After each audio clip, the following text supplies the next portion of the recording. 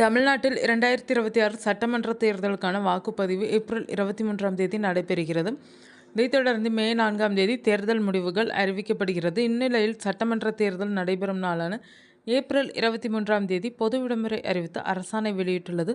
தமிழ்நாடு அரசு வாக்குப்பதிவு நாளின் போது தனியார் நிறுவனங்களும் ஊதியத்துடன் கூடிய விடுமுறை அளிக்க வேண்டும் என்றும் தேர்தல் ஆணையம் உத்தரவிட்டுள்ளது. வாக்காளர்கள் தங்கள் ஜனநாயக உரிமையை எவ்வித தடையும் இல்லாமல் உறுதி செய்யும் வகையிலும் எந்த அச்சமும் இல்லாமல் வாக்களிப்பதையும் வலியுறுத்தும் விதமாக அரசு மற்றும் தனியார் நிறுவனங்களில் பணியாற்றும் ஊழியர்களுக்கு தேர்தல் ஆணையம் இந்த விடுமுறையை உறுதி செய்துள்ளது.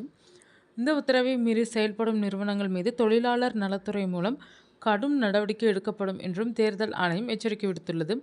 மேலும் கேரளா, புதுச்சேரி, மேற்கு வங்கம், அசாம் ஆகிய மாநிலங்களிலும் தேர்தல் நடைபெறும் தேதிகளில் விடுமுறை அறிவிக்கப்பட்டுள்ளது. தேர்தல் ஆணையத்தின் இந்த அறிவிப்பு வாக்கு சதவீதத்தை அதிகரிக்க உதவிகரமாக இருக்கும் என எதிர்பார்க்கப்படுகிறது. உங்கள் வாக்கு உங்கள் உரிமை என்ற அடிப்படையில் வேலைப்பளுவின் காரணமாக யாரும் வாக்களிப்பதை தவிர்த்துவிடக்கூடாது என்பதே இந்த விடுமுறை உத்தரவின் முக்கியமான நோக்கமாகும். வாக்காளர்கள் அனைவரும் வாக்குப்பதிவு நாளன்று தங்கள் வாக்காளர் அடையாள அட்டை அல்லது தேர்தல் ஆணையத்தால் அங்கீகரிக்கப்பட்ட இதர ஆவணங்களுடன் வாக்குச்சாவடிக்கு சென்று தங்களது ஜனநாயக கடமையை ஆற்ற வேண்டும் என்று பொதுமக்களிடம் தேர்தல் ஆணையம் கேட்டுக்கொண்டுள்ளது.